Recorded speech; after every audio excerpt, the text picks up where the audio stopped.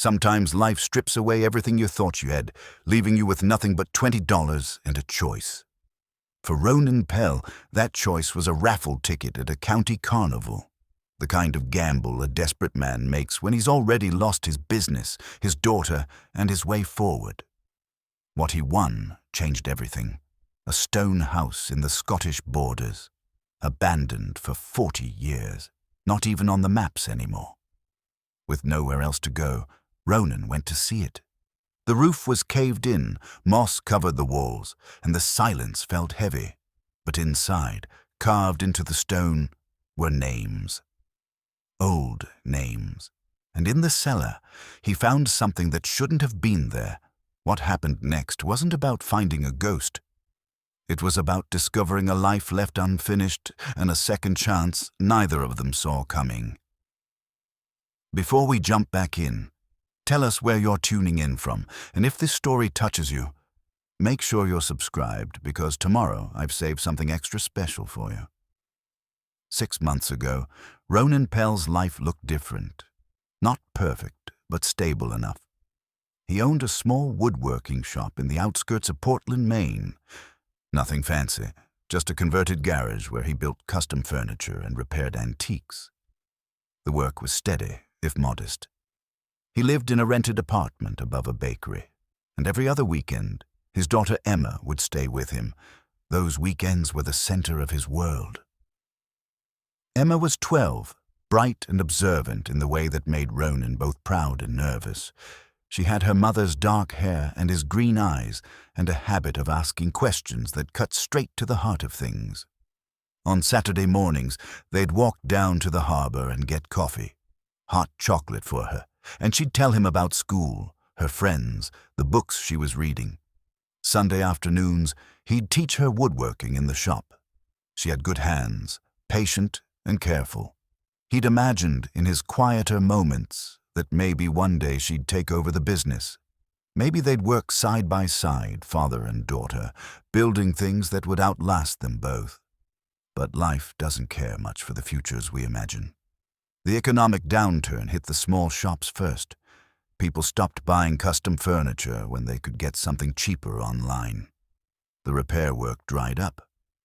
Ronan tried to adapt, offering discounts, taking on projects he'd normally refuse, but the numbers didn't lie. By February, he'd missed 2 mortgage payments on the shop equipment. By March, the bank had sent the final notice. By April, he was liquidating everything just to cover the debts. He told Emma over pancakes at their usual diner. She was quiet for a long time, pushing blueberries around her plate with a fork. "Does this mean we can't do Sundays anymore?" she asked finally. "Just for a little while," he'd said, hating the lie even as it left his mouth. "I'll find something else. Something better." But finding something else proved harder than he'd hoped. He was 50 years old with skills that felt increasingly obsolete. He took temp work, odd jobs, anything to keep the rent paid. But the apartment above the bakery was expensive, and without steady income, he fell behind. By summer, he'd been evicted. He moved into his truck, a beaten Ford F-150 with 200,000 miles on it. He told himself it was temporary. He told Emma he was staying with a friend. The custody hearing in September was brief and brutal. Claire, his ex-wife, had remarried 2 years prior to a software engineer named David. They owned a house in a good school district. They had stability, resources, a guest room for Emma's friends. Ronan had a truck and a P.O. box. The judge barely looked at him when she adjusted the custody arrangement. Claire would have primary custody. Ronan could have Emma 1 weekend a month, pending stable housing. Emma cried in the courthouse hallway. Claire was kind enough to give them a few minutes alone. "I'm sorry, honey," Ronan said, his throat tight. "I'm going to fix this. I promise." "You always say that, Dad." Emma's voice was small, and that hurt worse than anything the judge had said. She wasn't wrong. He'd been saying it for months, but promises without action are just noise, and Emma was old enough to know the difference. October came with early cold and the sharp clarity that comes with having nothing left to lose. Ronan spent his days applying for jobs and his nights parked in different lots around Portland, trying not to attract attention. He showered at a gym where he still had a membership, ate cheap, and tried to figure out what came next. The fall carnival was pure chance. He'd stopped at a gas station on the edge of town, and the parking lot was full of booths and rides, one of those fundraisers for the local fire department. He wasn't planning to stay. But as he walked back to his truck, a woman at the raffle booth called out to him, "Last day, last chance. $20 and you could win big." He almost kept walking. $20 was 2 meals, maybe 3 if he stretched it. But something in her cheerful persistence made him stop. Maybe it was loneliness. Maybe it was the fact that he hadn't spoken to another person all day. Maybe it was just the absurdity of it all. What did he have to lose that he hadn't already lost? He pulled a crumpled 20 from his wallet and handed it over. She gave him a ticket and a smile. "Good luck, honey. Drawing's at 8 tonight." He didn't stay for the drawing. He drove to the far end of the lot and sat in the truck bed, watching the carnival lights flicker as the sun went down. Families everywhere, kids with cotton candy, couples holding hands. He felt like a ghost watching a life that had once been his. His phone buzzed at 8:15. Unknown number. "Is this Ronan Pell? This is Margaret from the fire department raffle. Congratulations, you've won our grand prize." He'd expected a gift basket, maybe $100 in grocery vouchers. When she told him he'd won a house, he actually laughed. A house. Yes, it's a property donation. A historic stone house up in the Scottish borders. Previous owner passed with no heirs, left it to the Historical Society, and they donated it for the fundraiser. "You'll need to cover the transfer fees and taxes, but the deed is yours." Ronan sat in the truck bed, phone pressed to his ear, trying to process what she was saying. "Scotland," he repeated. "I know it's unusual, but it's a real deed, all legal. We'll email you the details. Congratulations again." She hung up and Ronan stared at his phone. A house in Scotland. It sounded like a scam or a joke, or both. But 3 days later, the documents arrived via courier. Official letterhead, legal seals, a surveyor's description of the property. The house was called Knock Carrig, Stone Hill. It sat on 2 acres in the Scottish borders, 40 miles from Edinburgh. The previous owner, one Muriel Dawson, had died at 93 and left her entire modest estate to a historical preservation society. The society had tried to sell it, found no buyers, and eventually donated it for the tax write-off. The photos in the packet showed a ruin. Collapsed roof, walls thick with ivy, windows like empty eye sockets. It hadn't been lived in for decades, maybe longer. Ronan sat in the truck that night, papers spread across the dashboard, and did the math. He had about $3,000 left to his name. The transfer fees and taxes would take half of that. A one-way ticket to Edinburgh would take another chunk. He'd arrive in Scotland with maybe $1,000, no job prospects, and a house that looked like it might collapse if you breathed on it too hard. It was the worst plan he'd ever had, which is probably why he booked the flight. He sold what little he had left. Tools, camping gear, anything with value. He called Claire and told her he was going away for a while, maybe a few months. She was surprisingly calm about it. "Emma will be disappointed," she said. "But honestly, Ronan, maybe some time away will help you figure things out." He wanted to argue, to say he didn't need to go halfway across the world to figure things out. But she wasn't wrong. Everything he'd tried in Portland had failed. Maybe distance would give him perspective. Maybe starting over somewhere completely new would break whatever pattern he'd been stuck in. He didn't tell Emma until 2 days before he left.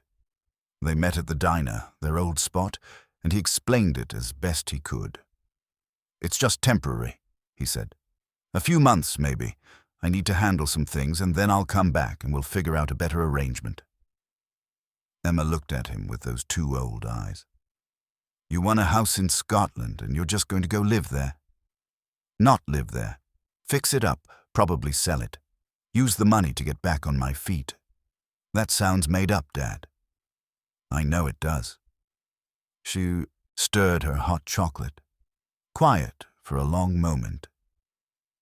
Are you running away? The question hit him hard. He wanted to say no, to promise he wasn't abandoning her.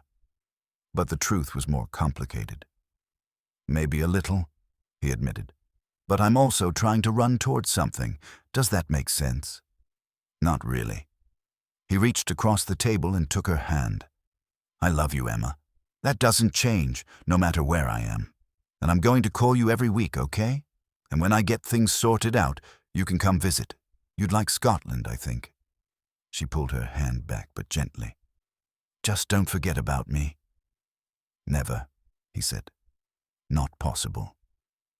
The flight from Boston to Edinburgh was long and turbulent. Ronan slept in fits, waking every time the plane shuddered through rough air. He'd never been good with flying. Never been good with change, really.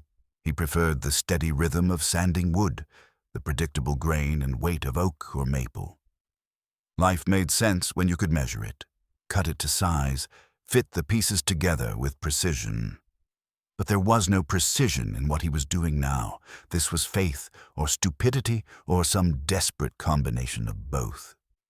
He landed at Edinburgh Airport on a grey November morning, rented the cheapest car he could find, and drove south. The landscape opened up around him. Rolling hills, stone walls, sheep scattered across fields like clouds fallen to earth. It was beautiful in a stark, ancient way. The kind of beauty that didn't care if you noticed it or not. The village of Glenmar appeared on the GPS just before noon. Population 200, the sign said, though Ronan suspected that was generous. One main street, a church with a crooked steeple, a post office that doubled as a general store, and a pub called the Shepherd's Rest. He parked in front of the pub and sat for a moment, gathering himself. The property was another 10 miles up a narrow road, according to the directions. He'd need supplies, food, basic tools, a sleeping bag. But first, he wanted to get a sense of the place. Small villages had long memories. If there was anything to know about Connaught Carrig, someone here would know it. The pub was dim and warm, smelling of wood smoke and old beer. A handful of locals sat at the bar, and they all turned to look when Ronan walked in. He nodded, trying to seem friendly but not intrusive, and took a seat at the far end. The bartender was an older man, 70 at least, with a face like weathered granite. He wiped down the bar in front of Ronan without a word. "Pint of whatever's local," Ronan said. The man poured in silence and set the glass down. Ronan paid and took a long drink. It was good, dark and smooth, with a faint sweetness. "Passing through?" the bartender asked. "Not exactly. I'm the new owner of Knock Carrig. Up the road." The temperature in the room dropped 10 degrees. The locals at the bar exchanged glances. The bartender's expression didn't change, but something shifted in his eyes. "That's so," he said. Not a question. "Bought it sight unseen," Ronan offered, trying to sound casual. "Well, won it, technically. Raffle. I know it needs work." "Needs more than work," one of the locals muttered. The bartender shot the man a look, then turned back to Ronan. "Name's Duncan. Been running this place 40 years, and I'll tell you the same thing I tell anyone fool enough to take that property. Nobody's lived there since the war. Nobody should." Ronan felt a prickle of unease. "Why's that?" Duncan leaned on the bar, his voice low. "It's not my place to fill your head with old stories, but that house has been empty a long time for a reason. You'd do well to leave it that way." "I appreciate the advice," Ronan said carefully. "But I've come a long way. I'd like to at least see what I've got." Duncan studied him for a long moment, then shrugged. "Your choice. Road's rough, especially this time of year. mind the mud. Ronan finished his pint and bought supplies at the general store. Canned goods, bread, bottled water, a camp stove. The woman behind the counter was polite but distant. When he mentioned the house, she just nodded and bagged his items a little faster. He drove out of Glenmar as the afternoon light slanted low and golden across the hills. The road narrowed, turned to gravel, then to rutted dirt. Sheep watched him pass with incurious eyes. The landscape grew wilder, more remote. 10 miles felt like 50. And then he saw it. Knock Carreg sat on a low rise, surrounded by overgrown fields and skeletal trees. The stone was dark grey, almost black in the fading light. The roof had collapsed in the center, and ivy crawled across the walls like grasping fingers. Windows gaped empty. The whole structure leaned slightly to one side as if tired of standing. Ronan parked the rental car and got out slowly. The wind was cold and constant, carrying the smell of rain and earth. The silence was profound. No birds, no distant traffic, nothing but the wind moving through the bare branches. He walked up to the front door, which hung crooked on rusted hinges. The wood was swollen and warped, but it pushed open with a groan that echoed through the empty rooms beyond. Ronan stood on the threshold and looked into the darkness. This was it.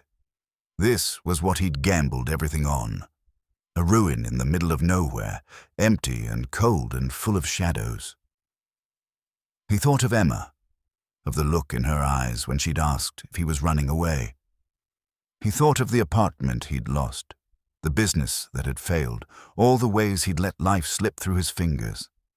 And then he thought, maybe that was the point. Maybe you had to lose everything before you could build something new. He stepped inside.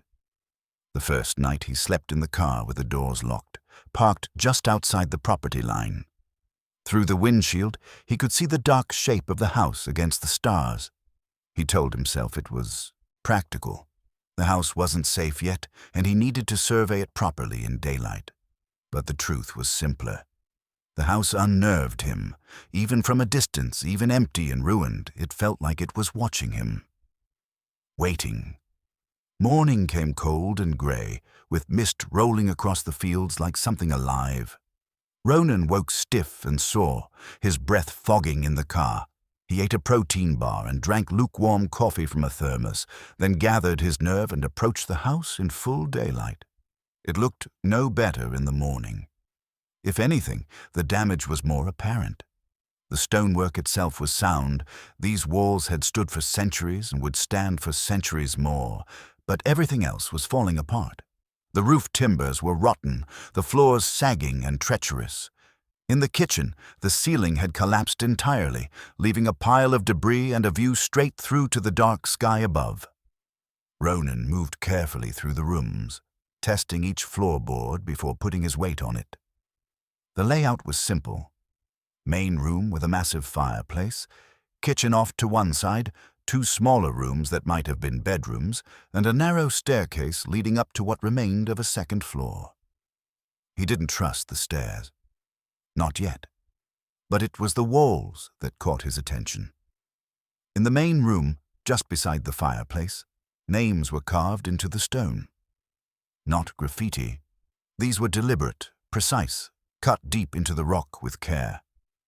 Some were old, the letters worn smooth by time. Others were sharper, more recent. He ran his fingers over them, feeling the grooves.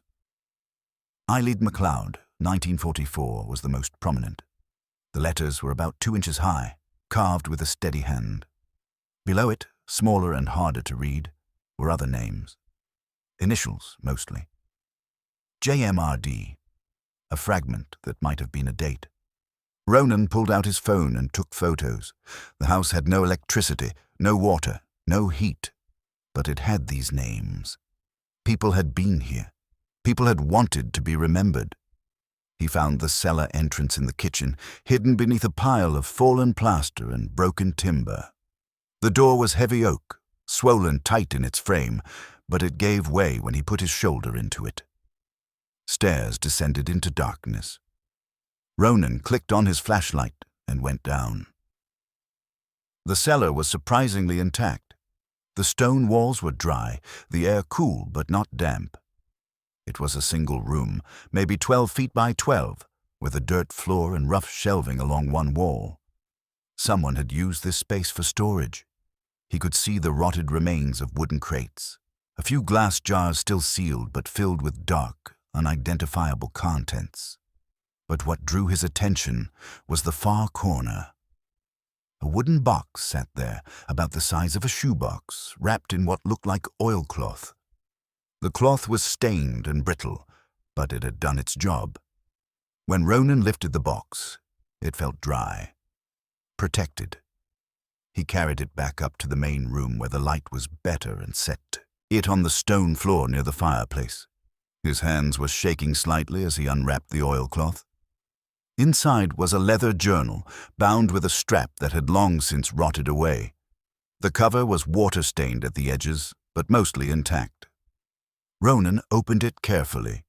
The first page was written in a neat, slanted hand, the ink faded brown, but still legible. This journal belongs to Eileen MacLeod. If found, please return to Margaret MacLeod, 14 Princes Street, Edinburgh, April 1943. Ronan's heart was beating faster now. He turned the page. April 15th, 1943. I arrived at the house today. It is more remote than I imagined, which is both frightening and a relief. No one will find me here, I think. No one even knows this place exists. He read on, sitting cross-legged on the cold floor, the journal open in his lap. The entries started sparse and factual. Oilid described the house, the surrounding countryside, the difficulty of the journey from Edinburgh. She wrote about rationing, about the war, about the fear that followed her even here, miles from anywhere.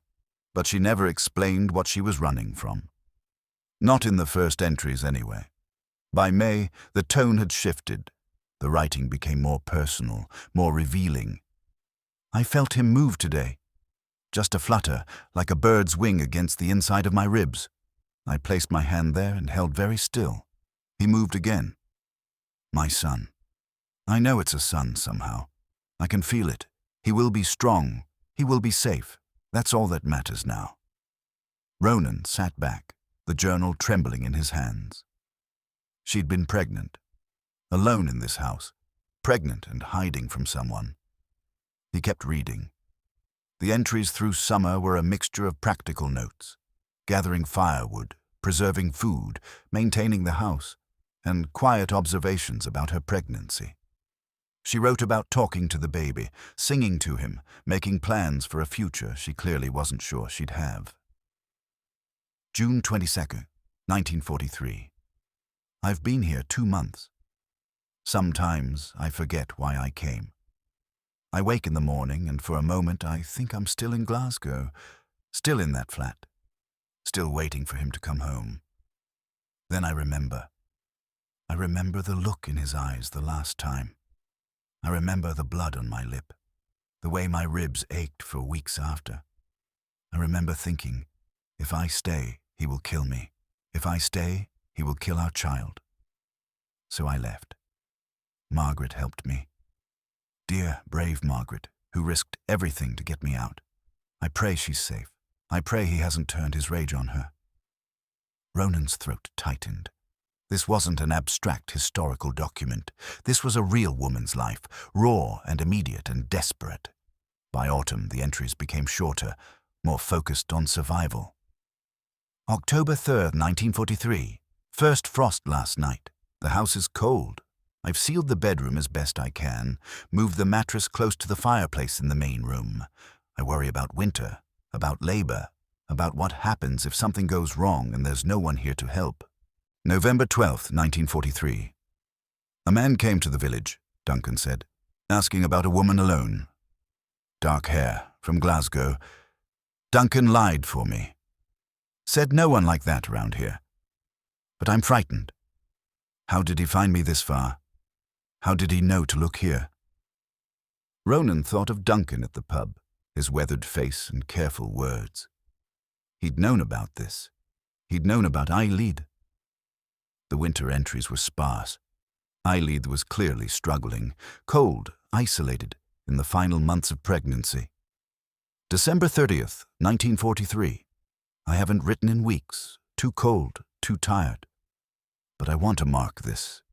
If something happens to me, I want someone to know. I'm not sorry. Even cold and alone and frightened, I'm not sorry I ran. I'd rather die free in this stone house than live one more day under his fists. My son will never know that fear. Even if he never knows me, he will never know that fear. Ronan had to stop reading. He set the journal down and walked to the window, staring out at the grey hills. He'd come here thinking this was just a ruin, just a lucky break that might give him a fresh start. But this house had a story. It had witnessed something that mattered. He picked up the journal again. The next entry was dated 3 weeks later. January 22nd, 1944. He's here. Callum. I named him for my father, who would have loved him. Born 3 days ago in the bedroom, just me and the winter wind. I thought I would die. I thought we both would. But we didn't. He's small but strong. Dark hair like mine. He cries so rarely. It frightens me, that silence, but the midwife books say some babies are just quiet. I hope it's that. I hope it's not that he's learned already to make no sound. Ronan's hands trembled as he turned the pages. The entries after Callum's birth were different. Softer, more hopeful. Eileith wrote about nursing him, about watching him grow, about the small joys of motherhood even in desperate circumstances. March 5th, 1944. Callum smiled today. A real smile, not gas. He looked right at me and smiled, and I wept. I've been alone so long, and now I'm not. Now I have him. Whatever happens, I have him. Spring brought more entries, detailed accounts of raising a baby in isolation. She wrote about teaching him to be quiet, about the fear that someone might hear him cry and come investigating. She wrote about loving him so fiercely it hurt. And then, abruptly, the tone changed. June 14th, 1944. He knows. I don't know how, but he knows where I am. Margaret sent word through a contact in the village. Thomas has been asking questions, tracing my steps. He's methodical. He won't give up. I'm trapped here. If I run with Callum, he'll find us on the road. If I stay, he'll come eventually. Either way, I'm out of time. The next few entries were increasingly frantic. Plans to hide, to fight back, to protect Callum no matter what. She wrote contingency after contingency, each one more desperate than the last. July 3rd, 1944. I've carved our names in the stone. If something happens to me, at least there will be proof we existed. At least someone will know we were here. And then the final entry. Ronan's breath caught as he read it. August 8th, 1944. It's late. Callum is asleep in the cellar where I've made a hiding place for him. I heard a car on the road an hour ago. It could be nothing. It could be someone from the village. But I don't think so. I can feel it. After all these months of waiting, he's finally found me. I can hear... The sentence ended there. Just stopped, mid-word, the pen trailing off into a smudge of ink. Ronan stared at the unfinished line. The silence of the house pressed around him, thick and waiting. She'd heard something. Someone. And she'd stopped writing, put down the pen, and gone to face whatever was coming. And she'd never come back to finish the sentence. Ronan closed the journal carefully and sat in the empty house as the light faded outside. Somewhere in this place, Eileith MacLeod had lived and loved and fought to protect her son. Somewhere in this silence, her story had ended. But how? And where was Callum now? He looked at the carved names on the wall again. Eileith MacLeod, 1944. She'd wanted to be remembered. She'd made sure of that. But remembering wasn't enough. Not anymore. That night, Ronan couldn't sleep. He lay in the car with the journal on the passenger seat, staring at the dark shape of the house. Every creak of wind, every settling sound, made him tense. At some point past midnight, he thought he heard something, a sound from inside the house. Footsteps, maybe, light and quick, like a child running. He sat up, heart pounding, and stared at the broken windows. Nothing moved. No lights, no shadows. Just the empty shell of the house under a cold moon. But he couldn't shake the feeling that he wasn't alone, that somewhere in those ruined rooms, someone was listening, waiting to see what he would do next. He reached for the journal and held it against his chest like a promise. "I don't know what happened to you, Eileen," he whispered into the darkness, "but I'm going to find out." Morning came with rain, a steady drizzle that turned the fields to mud and made the house look even more forlorn. Ronan woke with Eilid's words still echoing in his mind. He'd read the journal 3 times through before finally falling asleep just before dawn, and each reading had raised more questions than it answered. He needed to know what had happened, but more than that, he needed to do something productive with his hands. Sitting still had never been his strength, and grief, even grief for a stranger 70 years dead, demanded action. He drove back to Glenmar and bought basic supplies. Tarps to cover the holes in the roof, plywood and nails, a hammer, a saw, work gloves. The woman at the general store watched him load everything into the rental car, without comment. "Working on the old place?" she asked as he paid. "Trying to make it livable," Ronan said. "At least weather-tight for now." She nodded slowly. "You planning to stay then? Long term?" "I don't know yet. Depends on a lot of things." "Aye," she said, and he couldn't read her expression. "Well, mind yourself up there." Back at the house, Ronan started with the most urgent repairs. He climbed carefully onto what remained of the roof and spread tarps over the largest holes, weighting them down with stones. It wouldn't survive a real storm, but it would keep the worst of the rain out for now. Then he moved to the windows. Most of the glass was long gone, but he could board them up, at least on the ground floor. Keep the wind out.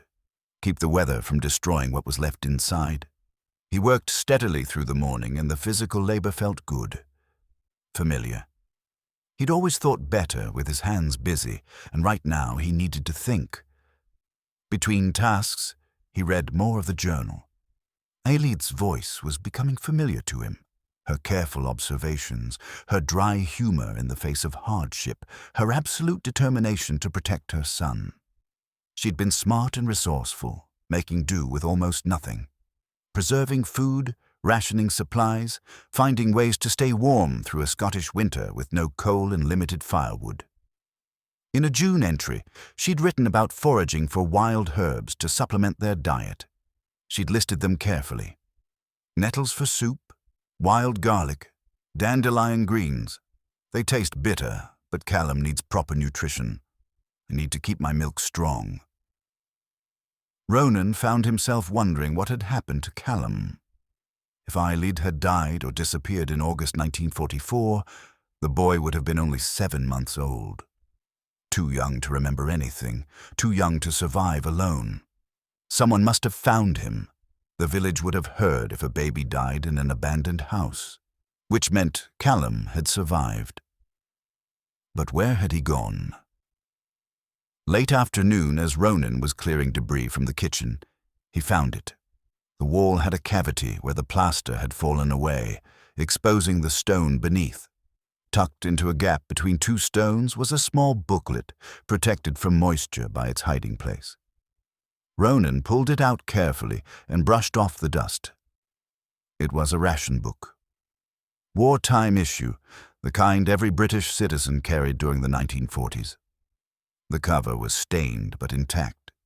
Inside, on the first page in careful handwriting, Eilid MacLeod. Below that, an address in Glasgow and a date issued, March 1943. Ronan's hands trembled as he turned the pages. The ration coupons had been used sporadically: bread, sugar, T. The dates matched the journal entries. This was hers. This was real, physical proof that she'd existed, that she'd lived here, that the journal wasn't some elaborate fiction.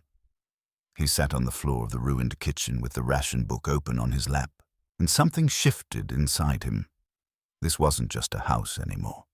This wasn't just an interesting historical mystery. Eileen MacLeod had been a real person. She'd stood in this kitchen, opened this cupboard, hidden this book for safekeeping. She'd lived and breathed and loved her son and died, or disappeared, without anyone knowing what had happened. She deserved better than that. He pulled out his phone. No signal in the house, but he'd noticed a spot about a quarter-mile down the road where one bar would flicker through. He walked down in the rain, found the spot, and started searching. First, he looked up the Glenmar Library. It was in the next town over, about 30 miles. Open Tuesday through Saturday. Tomorrow was Thursday. He could make it. Then he searched for Eileen MacLeod, Scotland, 1940s. Nothing relevant came up. Just genealogy sites and old census records that would take days to sort through. He tried MacLeod family, Scottish borders, and got thousands of results. It was a common name. He'd need more specific information. That night, he read through the journal again, taking notes this time, names, dates, any detail that might help him trace what had happened. Oilith had mentioned her sister Margaret several times. Margaret MacLeod, 14 Princes Street, Edinburgh. That was a starting point. He also noted every reference to Thomas, Eilid's husband. She'd never written his full name, just Thomas, or sometimes him, dripping with fear and disgust. But she'd mentioned Glasgow, which meant there might be records. Marriage certificates, police reports if Eilid had ever tried to press charges. Ronan called Emma before it got too late. She picked up on the third ring. "Hey, Dad." "Hey, honey, how are you?" "Okay. How's Scotland?" "Cold, rainy. The house is pretty much a disaster." "Are you living in it?" "Not yet. I'm working on making it safe first." There was a pause. Then Emma said, "Mom says you should just come home. She says you're chasing something that doesn't make sense." Ronan closed his eyes. "What do you think?" "I don't know. Are you?" He thought about how to answer that. "I found something here, Emma. Not treasure or anything like that. A story, I guess, about someone who lived here a long time ago, and I want to know how it ends." "That's weird, Dad." He laughed, surprising himself. "Yeah, it is weird. But it feels important. Does that make sense?" "Not really. But okay." They talked for a few more minutes. Her schoolwork, a friend's birthday party coming up, whether she'd like the new book Claire had gotten her. Normal things. Good things. When they hung up, Ronan felt the familiar ache of missing her, but also something else. A sense that maybe, just maybe, he was doing something that mattered. The next morning, he drove to the library. It was a small branch tucked into a converted house, but the librarian was helpful. An older woman named Mrs. Patterson who perked up when Ronan mentioned he was researching local history. The old stone house? Knock Carrig. Yes, I'm trying to find information about someone who lived there during the war. Eileen MacLeod. Mrs. Patterson frowned thoughtfully. MacLeod. Common name. But let me check our local records. She disappeared into the back room and returned 20 minutes later with a thick binder of photocopied documents. Census records, property transfers, birth and death certificates for the area. "Here," she said, pointing to a property record from 1940.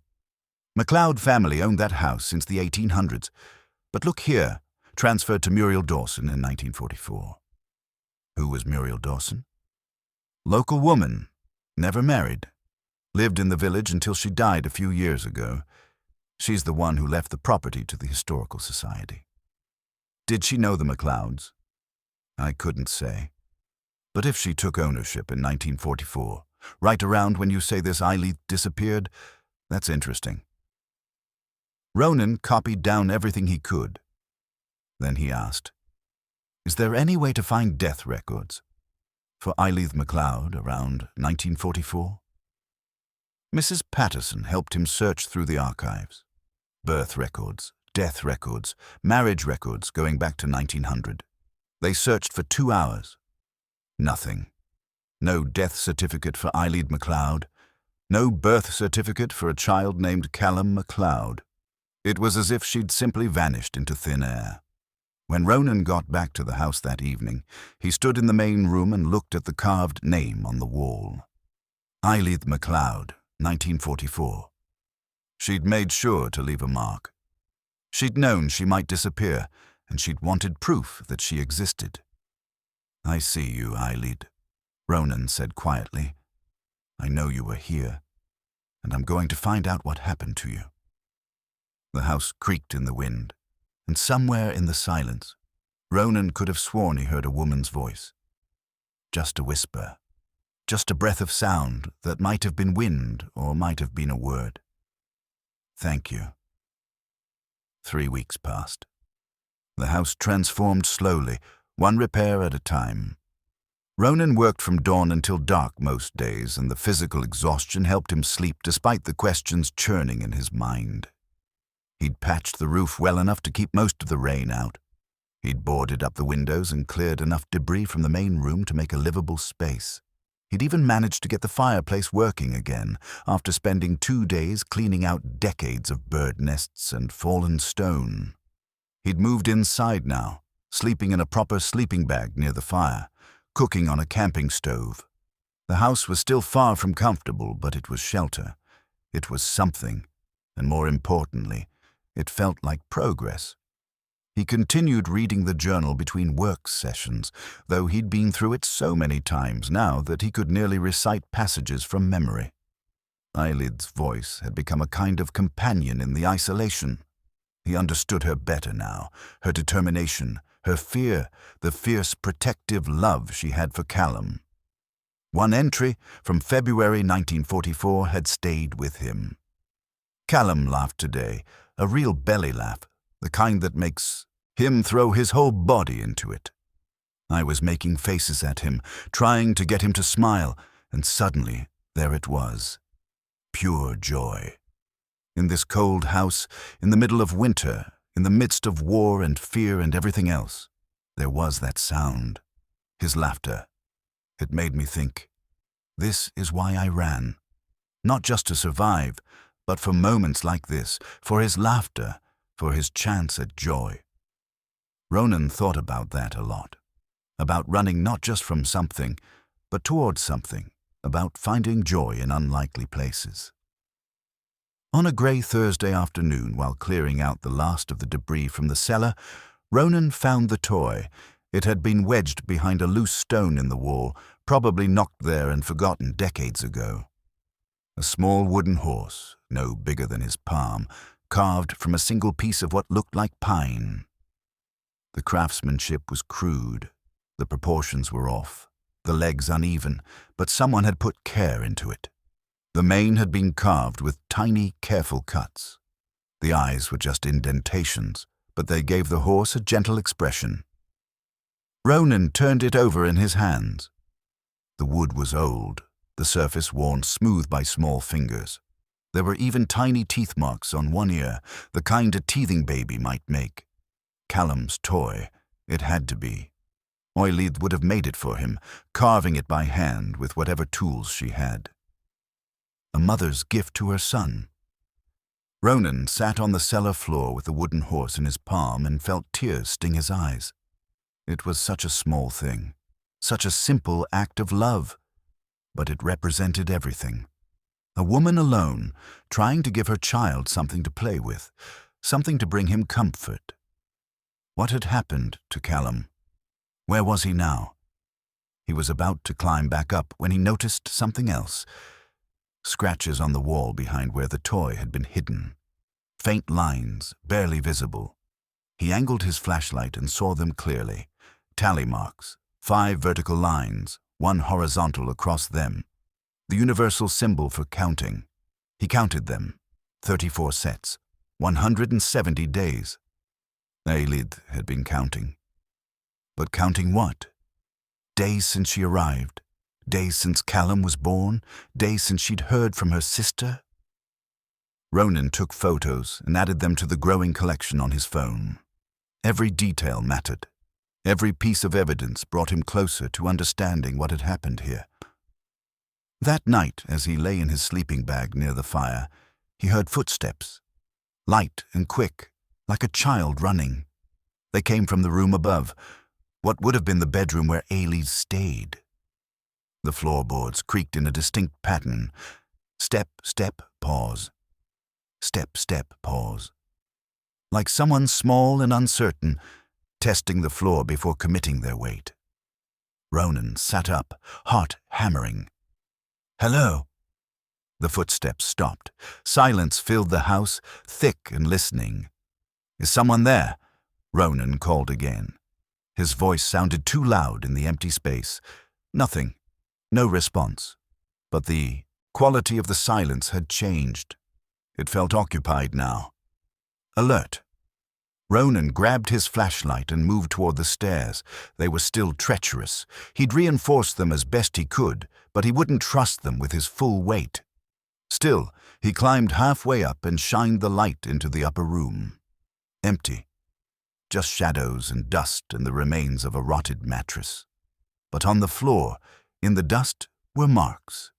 Small prints, like a child's bare feet. They led from the doorway to the window and back again, as if someone had been pacing. Watching. Ronan's skin prickled. He descended the stairs carefully and went outside, walking around to look at the upper window from the ground. No ladder. No way for someone to have climbed up, and no fresh tracks in the mud around the house. Just his own footprints from earlier. He went back inside and examined the prints more carefully. They were small, maybe the size a 2- or 3-year-old would make. And they were already fading, the edges blurring as he watched, as if they'd been made in something more ephemeral than dust. Ronan sat by the fire and tried to rationalize what he'd seen. Old houses settled, made noises. The prints could have been there for days and he just hadn't noticed. His mind was playing tricks on him, filling in gaps with imagination because he'd been reading Eilid's journal obsessively and thinking about Callum. But he couldn't quite convince himself. The next morning, the prints were gone entirely. The dust on the upper floor was smooth and undisturbed, as if no one had walked there in 70 years. Ronan made coffee and sat outside, trying to clear his head. The landscape was beautiful in the morning light. Rolling hills, autumn colors fading to winter gray, sheep moving slowly across distant fields. It was peaceful, real, solid. But the house behind him felt different. It felt like it was waiting for something. He called Emma that afternoon during one of his walks to find phone signal. "You sound weird, Dad," she said. "Are you okay?" "I'm fine. Just tired, working hard on the house." "Is it getting better?" "Yeah, slowly. I'm actually living in it now." "Really? Is it safe?" "Safe enough. I've got the roof patched and the fireplace working. It's not the Ritz, but it's shelter." Emma was quiet for a moment. Then she said, "Do you think you'll sell it when it's fixed?" Ronan looked back at the house. Solid stone walls, dark windows, the chimney sending a thin stream of smoke into the gray sky. 3 weeks ago, he would have said yes without hesitation. But now he wasn't sure. "I don't know, honey. I'm still figuring that out. Mom says you're getting obsessed with something. She says you sound different on the phone." "Different how?" "I don't know. Like you care about something again." It was almost exactly what Linda, Margaret's granddaughter, had said when he'd finally tracked her down and called her the previous week. Linda lived in Edinburgh and remembered family stories about Aunt Eilid who'd disappeared during the war. When Ronan explained what he'd found, the journal, the ration book, the evidence that Eileith had lived at Carrig. Linda had been quiet for a long time. My grandmother used to say Eileith was the bravest person she knew, Linda had said finally. She helped her escape from her husband. Dangerous man, apparently. Connected. My grandmother lived her whole life afraid he'd come after her too for helping Eileith get away. Did she know what happened to Eileith? No. They lost contact sometime in 1944. My grandmother tried to find her after the war, but there was no trace. She always assumed the worst, that Thomas had found her and killed her. And the baby? Callum? I never heard about a baby. My God, there was a child. So even Eileith's sister hadn't known Callum survived, which meant the boy had been found after Eileith disappeared, taken in by someone local and raised without any connection to his mother's family. Ronan had become determined to find him. If Callum was still alive, he'd be in his 80s now. Old, but possibly still living, and he deserved to know his mother's story. He deserved to know that she'd loved him, that she'd carved him toys and counted days and fought to give him a better life. Dad? Emma's voice pulled him back to the present. Are you still there? Yeah, sorry. Just thinking. About what? About how sometimes you don't know what matters until you find it. And then once you do, you can't walk away from it. That's deep, Dad. He laughed. Yeah, sorry. Too much coffee, not enough sleep. They talked a few more minutes, and when they hung up, Ronan walked back to the house. The sun was setting, painting the stone walls gold and amber. For a moment, it looked almost welcoming, almost like a home. Inside, he added another log to the fire and opened the journal one more time. He'd read it cover to cover at least a dozen times now, but he kept coming back to it, kept searching for details he might have missed. And as he read Eileith's words by firelight in the house where she'd written them, Ronan felt something shift, a sense of purpose he hadn't felt in years. This wasn't just about fixing up a property anymore. This wasn't about finding a place to live or making money on a sale. This was about bringing someone home, about solving a mystery that had been waiting 70 years for someone to care enough to look. He was going to find Callum. He was going to learn what happened to Eileith, and he wasn't going to stop until he had answers. The breakthrough came on a cold Monday morning while Ronan was cleaning the fireplace. He'd been meaning to do a thorough cleaning for days. The chimney worked well enough to keep smoke from backing into the room, but it wasn't efficient. Too much creosote built up, too many years of neglect. So he'd bought brushes and rods in town and set about doing it properly. He was halfway up the chimney with a brush when he felt something shift. Not stone, something softer. He reached carefully and pulled down a bundle wrapped in oilcloth, similar to the wrapping that had protected the journal. His hands were covered in soot, so he carried the bundle outside and washed them in the rain barrel before opening it. Inside were letters, at least a dozen of them, tied with string that crumbled when he touched it. The envelopes were addressed to Eileith MacLeod, Carrig, Scottish Borders. The return address was always the same. Margaret MacLeod, 14 Princes Street, Edinburgh. Ronan's heart raced as he opened the first letter. It was dated May 1943. Dearest Eileith, I pray this letter reaches you. I pray you're safe. Thomas came to the flat yesterday looking for you. I told him I hadn't heard from you in months, that I thought you'd gone to London for war work. He didn't believe me. He's dangerous, Eileith. More dangerous than I realized. Please be careful. Burn this letter after you read it. Don't keep anything that could lead him to you. Your loving sister, Margaret. Ronan read through all the letters in order. They painted a picture of escalating danger. Margaret writing every few weeks, warning Eileith, begging her to stay hidden. Thomas Brennan, Eileith's husband, searching for her obsessively. Making threats, using his connections to try to track her down. A letter from August 1943. He knows you left Glasgow. He's questioning everyone we know. He came to the shop where I work and made a scene. The manager nearly called the police. I'm frightened, Eilidh. Not just for you, but for myself. What if he decides I'm hiding you? What if he comes after me? September 1943. I haven't written in a month because I was afraid. Thomas had someone watching my flat. But I think they're gone now, and I need to warn you, he's hired a private detective. Someone told me they saw them together, looking at maps of the borders. Please, Eilidh, if there's any way you can move, any way you can go somewhere else, you should. He won't stop looking. The letters continued through winter and into early spring of 1944. Margaret's tone grew more desperate. She'd heard that Thomas was narrowing his search, that he'd been asking questions in villages throughout the borders. The last letter was dated March 1944. Eilidh, I don't know if you're receiving these letters or if you've already fled. I hope you've fled. Thomas knows about the MacLeod property. I don't know how. Perhaps he found family documents. Perhaps someone talked. But he knows. He told our cousin he was going to search every abandoned house in the borders if he had to. Please, if you get this, go. Take Callum and go anywhere. I'll send money if I can. Just please, please don't be there when he comes. I couldn't bear it if something happened to you. All my love, Margaret. Ronan sat outside in the rain with the letters spread across his lap. This was the piece he'd been missing.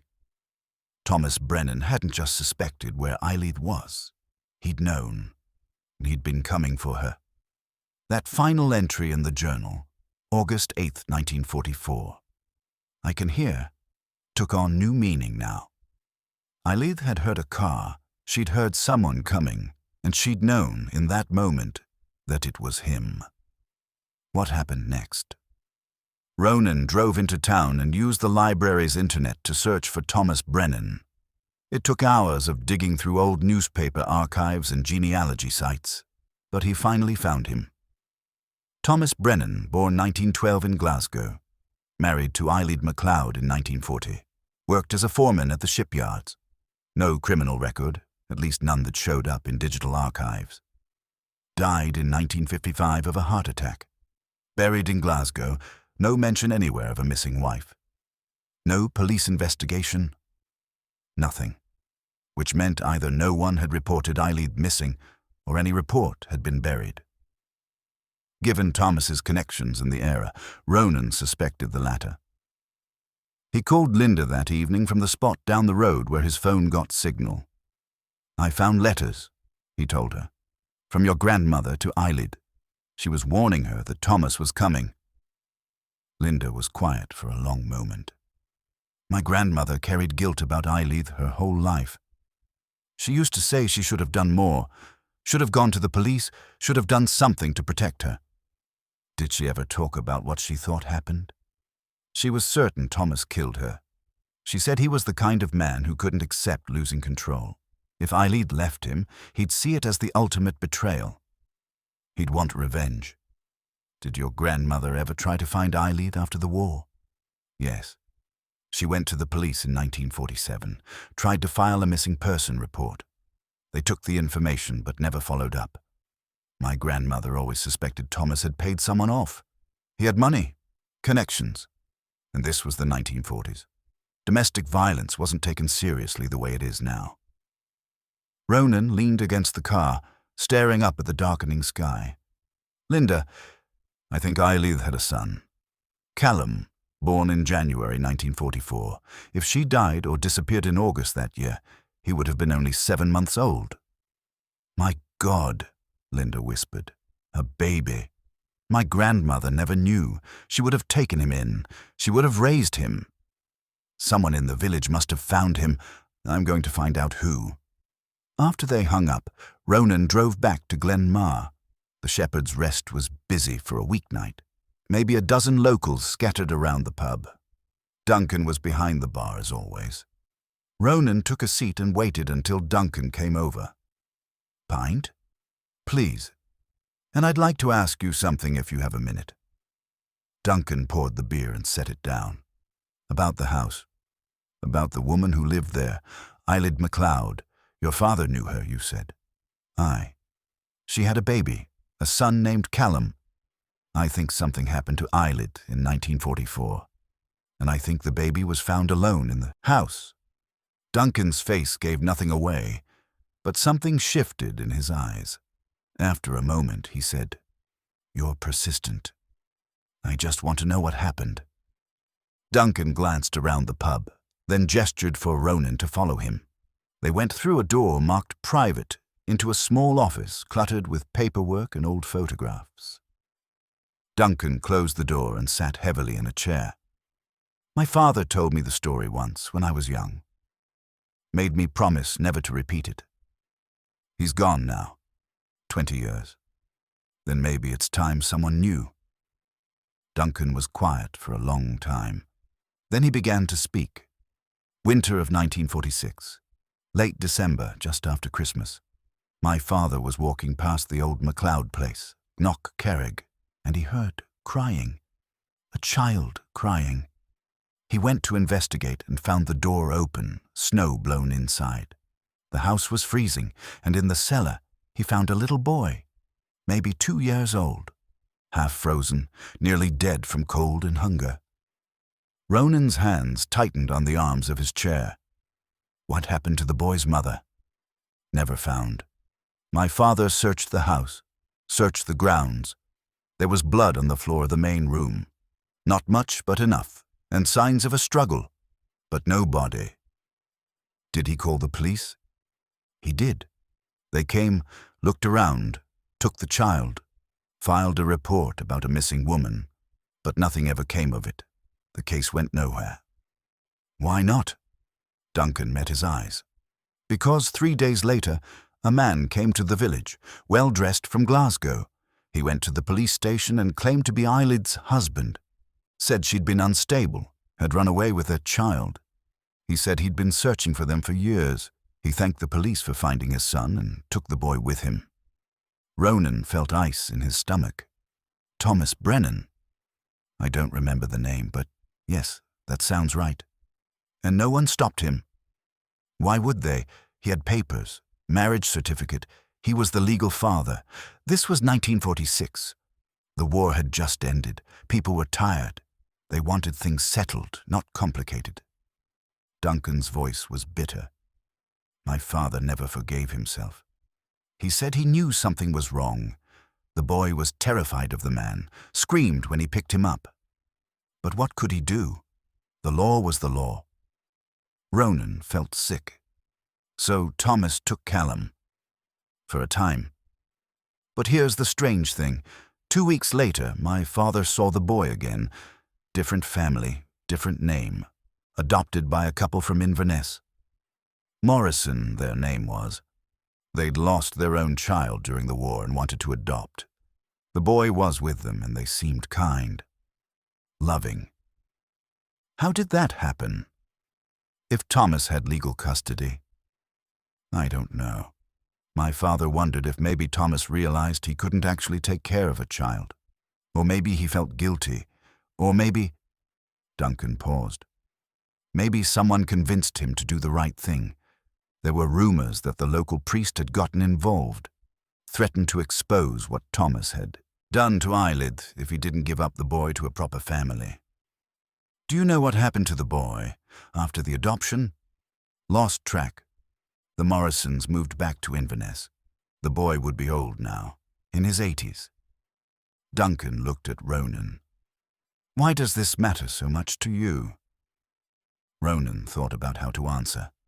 Because Eilidh MacLeod deserves to have her story told. Because her son deserves to know his mother loved him. Because some things shouldn't stay buried. Duncan nodded slowly. The boy's adopted name was Callum Morrison, and last I heard, he's still alive, living in a care facility in Aberdeen. Ronan felt his heart leap. You're sure? Reasonably. My cousin works at the facility. Mentioned once that one of the residents was from the borders originally, had been adopted after the war. Said his name was Callum Morrison. I remembered because it's not a common story. Ronan stood. Thank you, Duncan. Thank you. What are you going to do? I'm going to find him, and I'm going to tell him about his mother. Duncan studied him for a moment. You're a good man, Ronan Pell. Eileith would have liked you. That night, Ronan sat in the house and made a plan. Tomorrow he'd drive to Aberdeen. He'd find Callum Morrison, and he'd tell him the story of a woman who'd loved him enough to flee everything she knew, to live in poverty and isolation, to carve his name in stone so the world would know he existed. Before he went to bed, he stood in the main room and looked at the carved names on the wall. I found him, Eileith, he said quietly. Your son is alive, and tomorrow I'm going to tell him about you. The house was silent, but somehow the silence felt lighter, grateful, waiting. Ronan didn't sleep that night. He lay in his sleeping bag staring at the ceiling, thoughts racing. In the morning, he'd drive 4 hours to Aberdeen to meet a man who might not even remember his mother, might not want to hear about the past, might slam the door in his face, but he had to try. At dawn, he was up and packing. He'd shower at a truck stop on the way, grab coffee and breakfast. He wanted to arrive at a reasonable hour, not show up at 7 in the morning like a madman. He was loading his bag into the car when he remembered he should bring something, some proof. The journal felt too personal, too fragile, but he could bring photos of the carved names, the ration book, the letters from Margaret. He went back inside to gather everything. As he knelt by the fireplace where he'd been storing the documents, something caught his eye, a small gap between 2 stones he'd never noticed before. He worked his fingers into it and pulled out another piece of oilcloth. Inside was a photograph. The image was damaged. Someone had tried to tear it and the faces were partially destroyed. But enough remained to see 2 figures, a young woman holding a small boy. The woman wore a simple dress, her dark hair pulled back. The boy looked about 2 years, old, chubby-cheeked and solemn. They stood in front of a stone wall. This house, Ronan realized, the same wall where the names were carved. He turned the photograph over. Written in faded ink, Summer 1946. Ronan sat back on his heels, stunned. 1946, 2 years after the journal ended, which meant Eileith had survived whatever happened in August 1944. She'd lived here with Callum for at least 2 more years. But then what? Duncan's story was about finding Callum in December 1946. The photograph was from summer, which meant sometime between summer and winter, Eileith had disappeared, and the photograph had been partially destroyed. Someone had tried to rip it up, to erase their faces. Thomas, probably, when he'd finally found them. Ronan carefully wrapped the photograph and added it to his collection. This was important. This proved Eileith had been alive in 1946. It changed the timeline completely. The drive to Aberdeen took longer than expected. Road construction and heavy rain. Ronan used the time to organize his thoughts. He needed to approach this carefully. Callum was an old man who'd lost his mother as a toddler. This might be traumatic.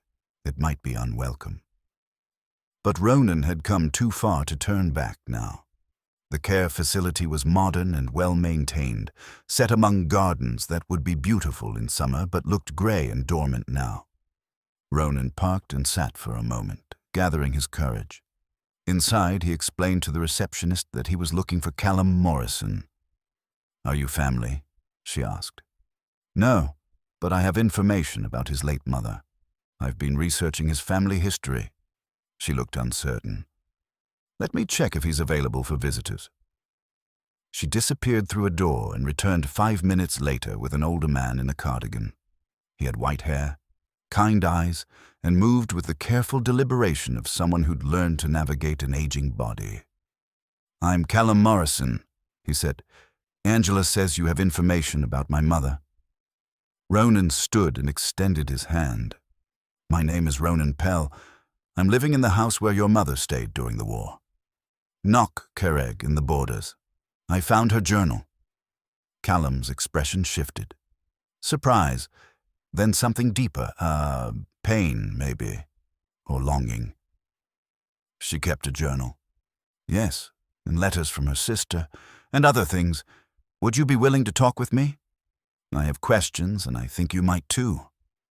Callum studied him for a long moment. Then he nodded. There's a common room. We can talk there. They sat in armchairs by a window overlooking the gardens. Ronan carefully pulled out his phone and showed Callum the photos he'd taken.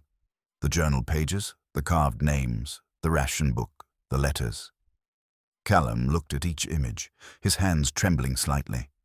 When Ronan showed him the photograph, Callum's breath caught. That's her, he whispered. That's my mother. I've never seen a picture of her. You don't remember her? No, I was too young. When? He paused, collecting himself. I don't remember anything about her. Not her face, not her voice. Nothing. I've lived my whole life not knowing what she looked like. Ronan pulled out a printout he'd made, his favorite passage from the journal from February 1944, where Eileen described Callum's laugh. Callum read it with tears streaming down his face. She loved me. Very much. The whole journal is about keeping you safe, about building a life for you, even in the most difficult circumstances. What happened to her? Ronan took a breath. That's what I'm trying to find out. The journal ends abruptly in August 1944, but the photograph proves she was alive in summer 1946. Do you remember anything about that time? Callum was quiet for a long moment. For most of my life, I've had no memories at all. The psychologist who treated me as a child said I'd blocked it out. Trauma response. I was found alone in the house in December 1946, nearly frozen to death. That's all I knew. But, Ronan prompted gently, but lately I've been having dreams. For the first time in 70 years. It started about 6 months ago. Callum looked out the window, his voice distant. I dream about the stone house, about a woman's voice singing, about hiding in a dark place, being very quiet. The cellar, Ronan said. There's a hiding place in the cellar. I found it. Callum turned to look at him sharply. I remember being told to be quiet, to stay hidden no matter what I heard. I remember footsteps above me, heavy footsteps and shouting. What kind of shouting? A man's voice, angry, and a woman, my mother, I suppose, trying to calm him down. Then there was a sound like something falling or being thrown, and then silence. Callum's hands were shaking now. I stayed in the hiding place for a long time. I was so hungry, so cold. I wanted to call for my mother, but she told me to be quiet. So I stayed quiet. Ronan felt his throat tighten. How long did you stay there? I don't know. In the dreams, it feels like days. When I finally came up, the house was empty. There was blood on the floor. I remember seeing it and not understanding what it was. And then nothing. The next thing I remember is being in a hospital and then with the Morrison family. They were kind. They gave me a good life. But I always felt like part of me was missing. Callum looked at Ronan. You said you're trying to find out what happened to my mother. Yes. Do you think she's dead? Ronan wanted to lie, to offer comfort. But Callum deserved the truth. Based on everything I've found, yes, I think your father found you both in 1946. I think there was violence, and I think your mother probably didn't survive it. Callum nodded slowly. He didn't seem surprised. I've known that somehow, all my life. But it's different, hearing it confirmed. They sat in silence for a moment. Then Callum said, the man who took me from the village. I have vague memories of him. He was angry. He hurt me when I cried. I was terrified of him. Thomas Brennan, your biological father. I was told he gave me up for adoption. Why would he do that if he'd just found me? I don't know. Maybe he realized he couldn't actually care for a child. Maybe someone intervened. There's a rumor that the local priest threatened to expose what had happened.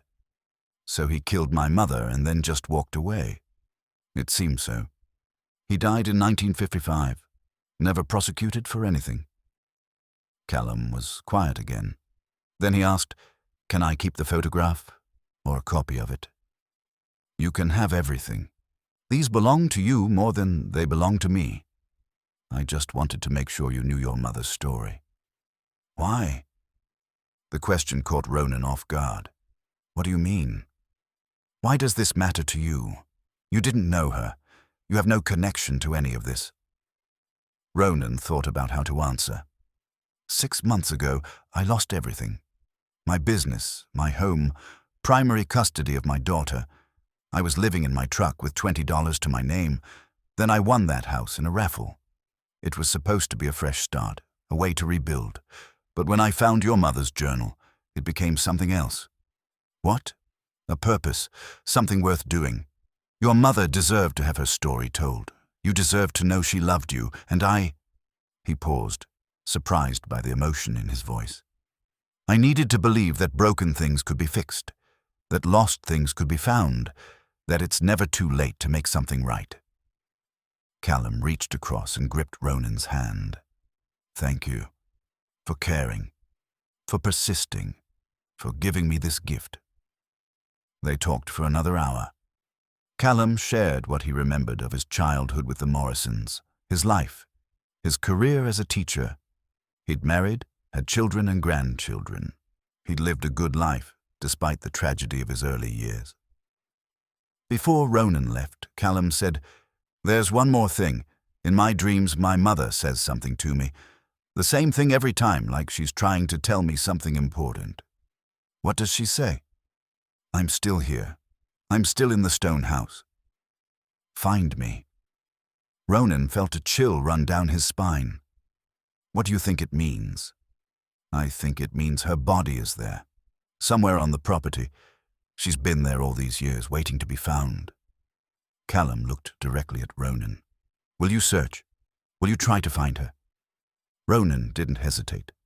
"Yes, I'll find her. I promise." The drive back to the borders felt longer than the drive out had been. Ronan's mind was racing with everything Callum had told him, the dreams, the memories, the blood on the floor. Eileith was still there, still at Scannock Carrig, waiting.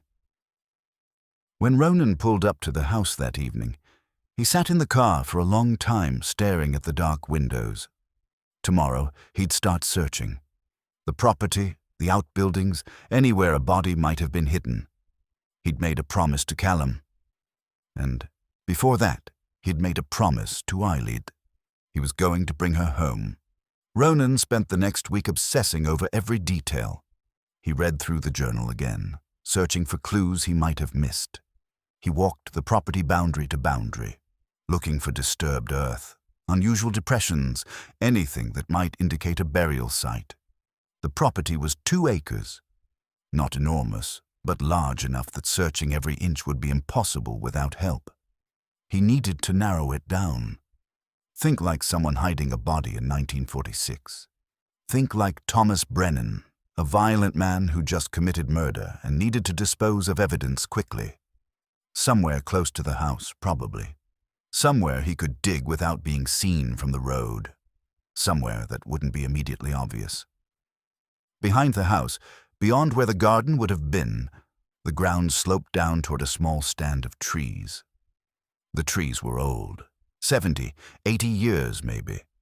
If someone had buried something there in 1946, the trees would have been smaller, the area more open. Ronan walked the tree line carefully. The ground was uneven, covered in fallen leaves and undergrowth.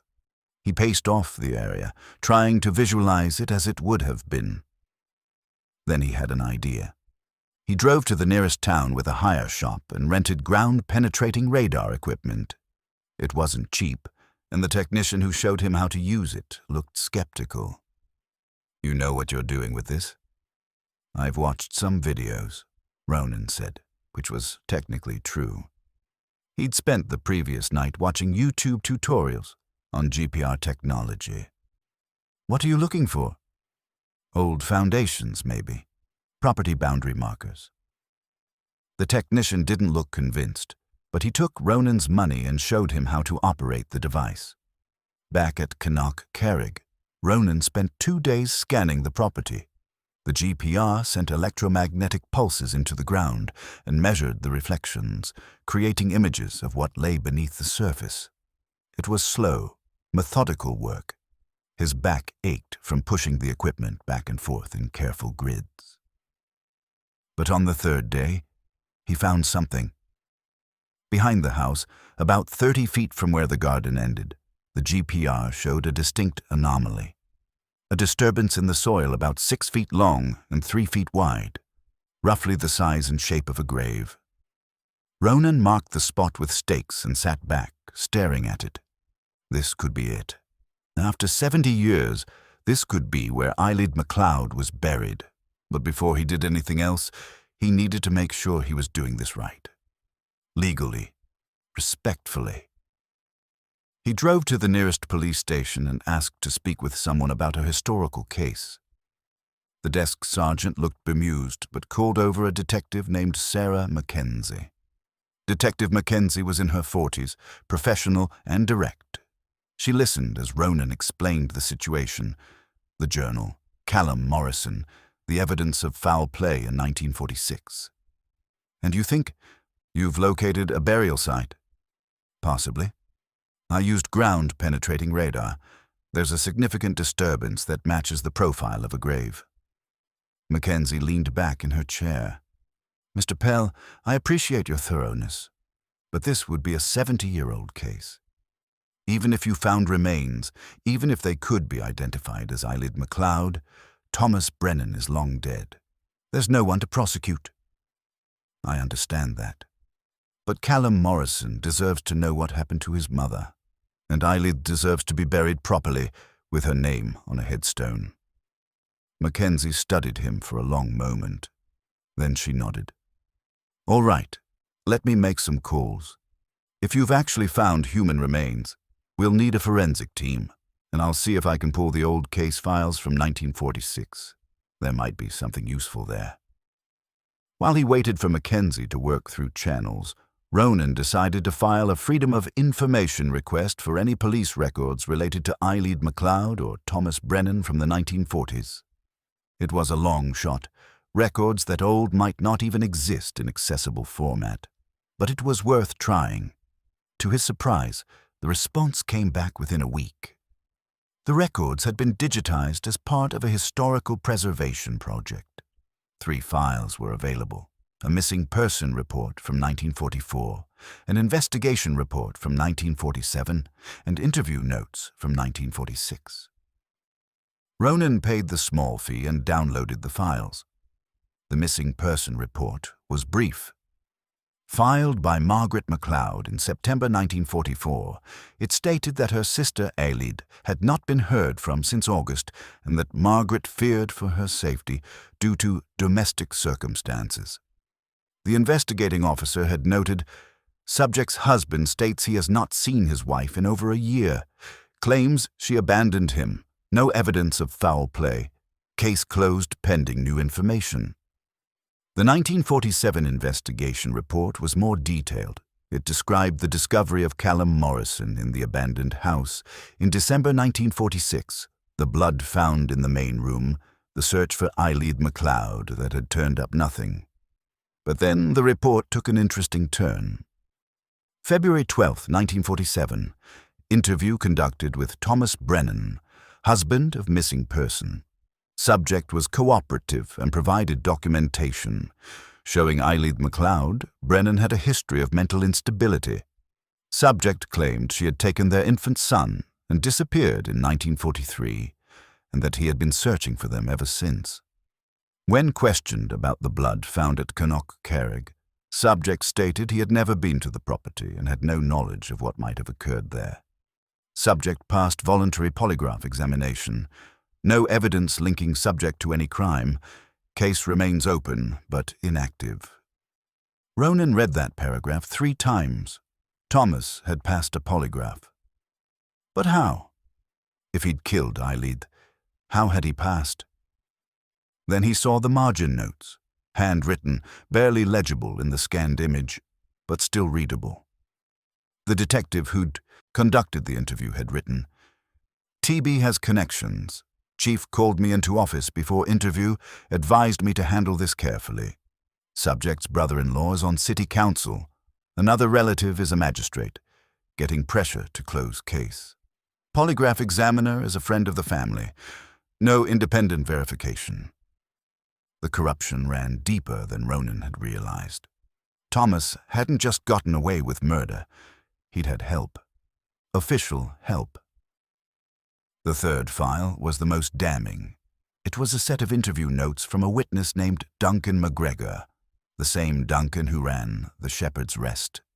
He'd given a statement in December 1946 describing finding Callum and the condition of the house. But there was more. Duncan had reported seeing a car near the property on December 18, 1946. A black Ford, expensive, with Glasgow plates. He'd noted the license number. The detective had run the plates and found they belonged to Thomas Brennan. But that information had never made it into the official report. Another margin note. Chief says to omit vehicle information. No evidence of crime. Case closing. Ronan sat back, feeling sick. The police had known. They'd had evidence that Thomas had been at the scene, and they'd buried it. He called Detective Mackenzie and shared what he'd found. She was quiet for a long time after he finished. Then she said, "This is worse than I thought. Institutional corruption. But Mr. Pell, this still doesn't change the fact that everyone involved is long dead. We can document what happened, but there's no justice to be had here." "Except for Eileith," Ronan said. "We can find her. We can give her a proper burial. We can tell the truth about what happened. If you're right about the gravesite, yes. I've arranged for a forensic team to come out next week. They'll do a proper excavation. Are you prepared for what that might mean? If we find remains, this becomes a crime scene. You won't be able to live in the house during the investigation. I understand, but we have to do this. All right, I'll be in touch." That night, Ronan called Callum to update him. "They're going to excavate." Callum's voice was shaky. "They're going to dig her up?" "Only if there's something there, and if there is, she'll be treated with respect. They'll identify her properly, and then you can decide about burial arrangements." "What if it's not her?" "Then we keep looking. But Callum, I think this is it. The location makes sense, the timeline fits, and we have documentary evidence that Thomas was at the property when Eileith disappeared." Callum was quiet for a moment. "I've been having the dreams more frequently. Almost every night now. She's always in the same place. Near the trees. She's waiting." Ronan looked out the window at the tree line behind the house. "We'll find her. I promise." The week before the excavation was the longest of Ronan's life. He couldn't concentrate on repairs. He walked the property constantly, always ending up at the marked gravesite. He'd put up small barriers around it to keep animals away, to protect whatever might be there. At night, the presence in the house felt stronger than ever. Not threatening, never threatening, but watchful. Grateful, even. On the sixth night, Ronan woke to the sound of singing. A woman's voice, soft and sweet, singing something in Gaelic. He sat up in his sleeping bag and listened. The voice was coming from somewhere outside. He got up and went to the door. The night was clear and cold, stars bright overhead. The singing continued, coming from the direction of the tree line. Ronan walked toward it, his breath fogging in the cold air. The closer he got to the marked gravesite, the clearer the voice became. It was singing a lullaby. He didn't understand the words, but he understood the melody, the universal rhythm of a mother comforting a child. When he reached the marked site, the singing stopped. In the stillness that followed, Ronan heard something else, a whisper, barely audible, like wind through grass. "Thank you." He looked around, seeing nothing but darkness and stars and the silent house behind him. But he felt a presence, gentle, peaceful, like someone standing very close. "I'm going to bring you home, Eilidh," Ronan said aloud. "I promise. Whatever it takes, I'm going to make this right." The presence seemed to shift, to settle, and then it was gone. Ronan stood alone in the darkness, but for the first time since he'd arrived at Knockcarrig, he didn't feel lonely. He felt like he was exactly where he was supposed to be, doing exactly what he was meant to do. 2 days later, he woke to find fresh writing on the cellar wall. 2 words written in what looked like chalk, in the same handwriting as the journal. "Thank you." Ronan ran his fingers over the letters. They were real, physical, impossible, but there they were. He took a photo and sent it to Callum with a simple message. "She knows. She's ready." The excavation was scheduled for tomorrow. The forensic team arrived at 8 in the morning.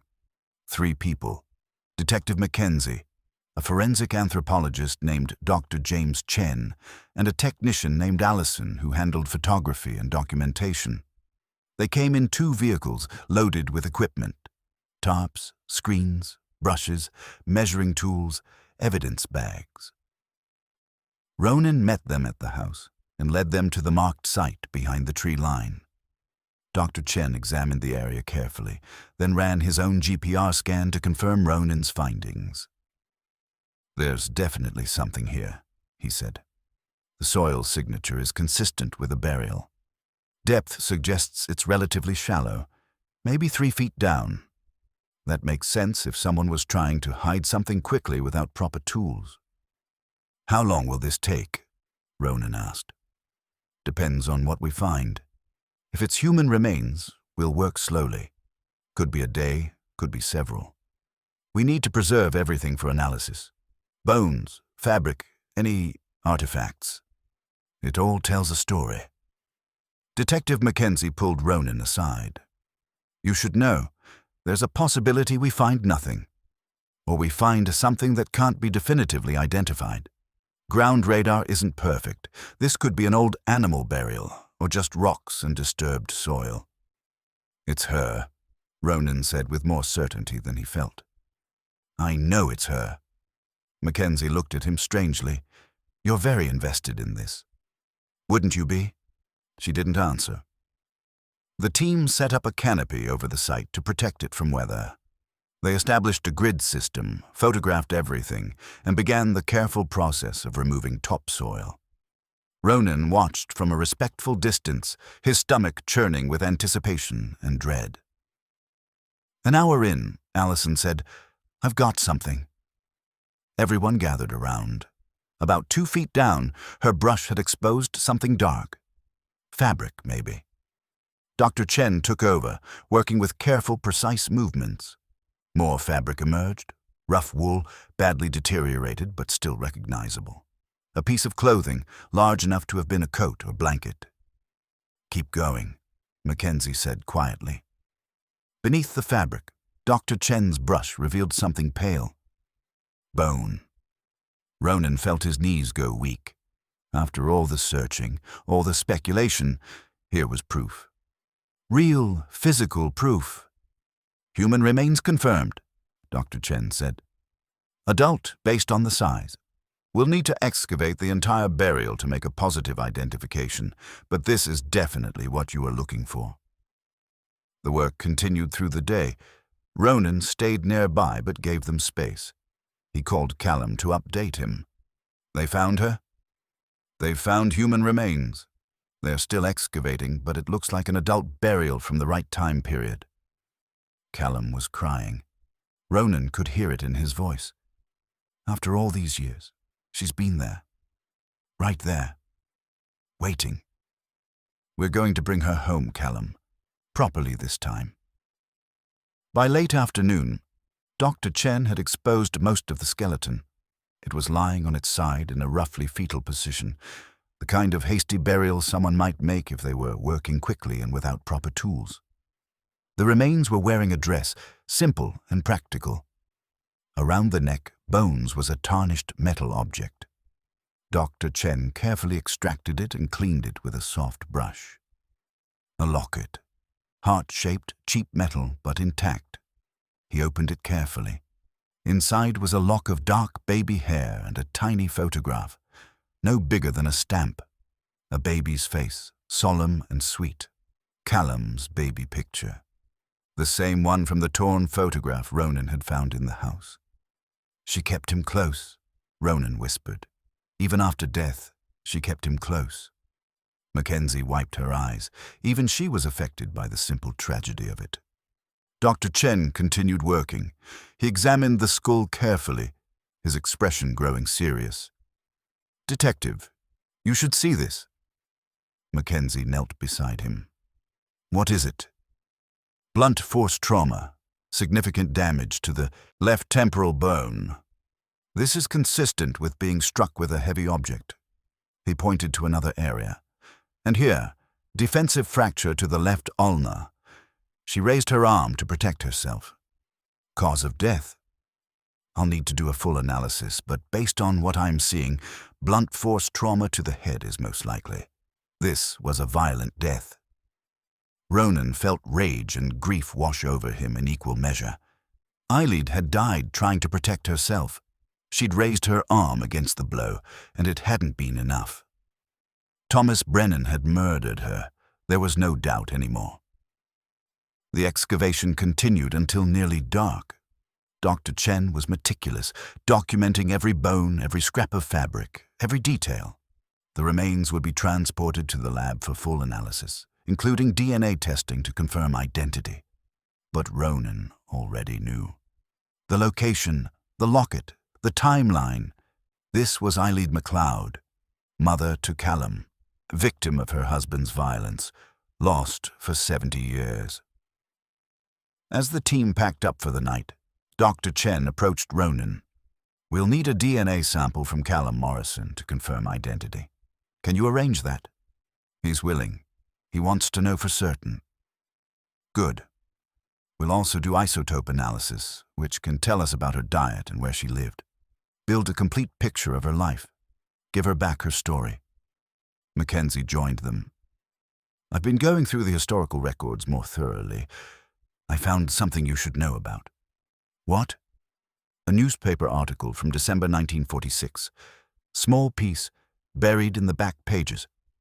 It reports that a child was found abandoned in an old house in the borders and reunited with his father. The father's name isn't given, but the timing matches. Thomas claimed Callum." "Yes, but here's the interesting part. 2 weeks later, there's a follow-up article. Very small, easy to miss. It reports that a local couple has adopted a war orphan named Callum Morrison.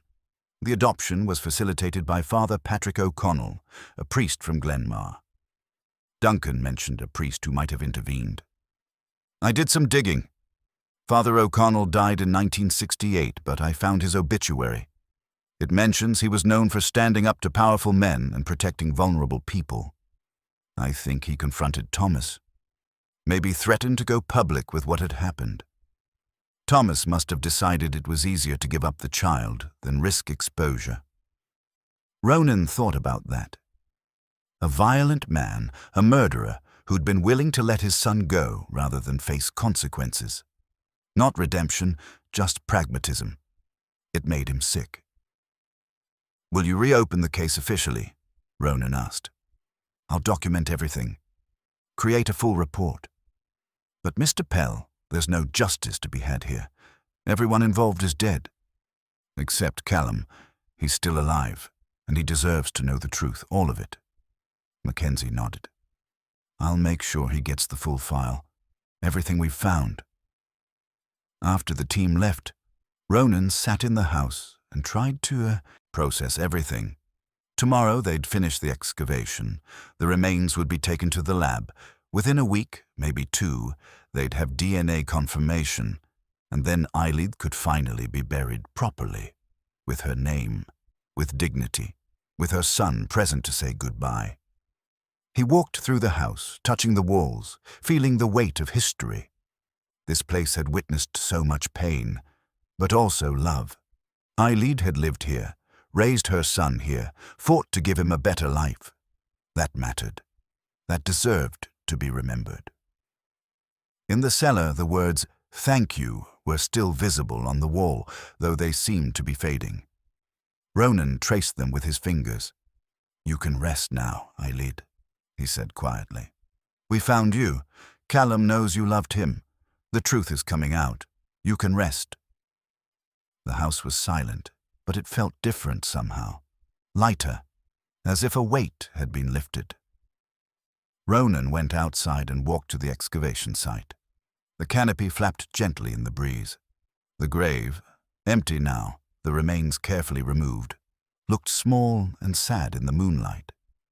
He stood there for a long time, thinking about Eileen, about her courage in leaving an abusive husband, about her determination to protect Callum, about her life cut short by violence, and about Callum, who'd lived 70 years without knowing his mother's story, who'd dreamed of her, felt her presence but had no memories, no proof, no closure. Until now. Ronan looked up at the stars, bright and cold overhead. "I kept my promise," he whispered. "I found her, and I'm going to make sure everyone knows what happened. Her story won't be buried anymore." The wind picked up, rustling through the trees, and for just a moment, Ronan could have sworn he heard that singing again, the Gaelic lullaby, soft and sweet. A mother's voice, finally at peace. He went back inside and called Emma. It was late, but she answered. "Dad, is everything okay?" "Yeah, honey, everything's—" He paused, surprised by the emotion in his voice. "Everything's going to be okay. We found her. We found Eileen." "The woman from the journal?" "Yes. They're going to identify her officially, and then Callum can bury her properly." Emma was quiet for a moment. "You did a good thing, Dad." "I hope so." "You did. Mom says you sound different lately, more like yourself." "What do you mean?" "I don't know. More focused, like you have a purpose." Ronan looked around the house, the repaired walls, the working fireplace, the carved names on the stone. "I think I do, Emma. I think I finally do." They talked for a while longer. School, friends, plans for Christmas, normal things, good things. When they hung up, Ronan felt a sense of peace he hadn't experienced in months. He was still living in a ruin in Scotland. He still had no clear plan for the future. He still had to figure out what came next. But for the first time since he'd lost everything, he felt like he was building towards something instead of running from it. Like he was exactly where he needed to be. The house settled around him with familiar creaks and sighs. Outside, the wind moved through the trees, and somewhere in the darkness, Eileen MacLeod could finally rest. Tomorrow, they'd finish the excavation. Tomorrow, the truth would be documented officially. Tomorrow, 70 years of silence would end. But tonight, Ronan sat by the fire and read through the journal one last time. Not searching for clues anymore. Just reading a mother's words to her son, bearing witness to a life that had mattered, remembering someone who'd asked only to be remembered. "I won't forget you, Eileen," he said to the empty room. "None of us will. I promise." And in the silence that followed, Ronan could have sworn he felt a hand on his shoulder, gentle, grateful, brief, then gone. He smiled through tears and turned the page. The forensic team returned at dawn. Dr. Chen wanted to finish the excavation in daylight, to make absolutely certain they hadn't missed anything. Ronan watched as they carefully sifted through the remaining soil, searching for any small bones, any artifacts, anything that might tell more of Eileen's story. They found fragments of fabric, her dress, a shawl, a few buttons, nothing else. She'd been buried with almost nothing, a hasty disposal, not a proper burial. By mid-morning, the excavation was complete. The remains had been carefully packaged for transport. Dr. Chen stood by the now empty grave and made his final notes. "We'll process everything at the lab," he told Ronan. "Full skeletal analysis, DNA extraction, isotope testing. We'll build a complete profile. It'll take about 3 weeks. And then? Then we'll release the remains to next of kin for burial." He looked at Ronan. "You've done something remarkable here. Most people would have just bulldozed this place and moved on. You gave her back her name." After they left, Ronan stood alone at the gravesite. The earth was disturbed, the canopy still up, yellow evidence tape marking the perimeter. It looked clinical, cold, nothing like what Eileen deserved. But that would change. Once the analysis was complete, once Callum had his answers, they'd give her a real burial, with flowers and prayers and people who cared. She'd have a headstone with her real name. She'd be remembered properly. Ronan filled in the grave that afternoon. It felt important to do it himself, to restore the earth with his own hands. He worked slowly, carefully, thinking about Eileen with each shovelful of dirt. When he was finished, he placed a simple wooden cross he'd made at the head of the grave. Nothing permanent, that would come later, but something to mark the spot, to show respect. He carved into the cross, Eileen MacLeod, 1919-1946, beloved mother. Then he sat beside the grave and read aloud from the journal. The entry where Eileen had described Callum's first laugh. The one where she'd written about teaching him to be quiet. The final entry, ending mid-sentence. "Your son is alive," Ronan said to the quiet earth. "He grew up safe. He became a teacher. He had children and grandchildren. He had a good life, Eileen. Because of you, because you were brave enough to run, to fight, to protect him. He had a good life." The wind rustled through the trees. A bird called somewhere in the distance. Ronan stood and walked back to the house. 3 weeks later, the call came. "Mr. Pell, this is Dr. Chen. We have the results." Ronan's hand tightened on the phone. "And? DNA confirms the remains are Eileen MacLeod. We compared them with a sample from Callum Morrison. Maternal match, 99.9% certainty. She's his mother." Ronan let out a breath he didn't know he'd been holding. "And the cause of death? Blunt force trauma to the head, as I suspected. The angle and location of the fracture suggest she was struck from behind. Death would have been relatively quick, if that's any comfort. We also found perimortem fractures to her left radius and ulna. Defensive injuries. She fought back." "How old was she when she died?" 27. Young. The isotope analysis shows she spent most of her life in urban Scotland, Glasgow most likely, but the last few years in a more rural area. Her bones show signs of nutritional stress, particularly in the final year of life. She was struggling. She was in hiding, living on almost nothing. That matches what we found. Mr. Pell, I'm releasing the remains to Callum Morrison as next of kin.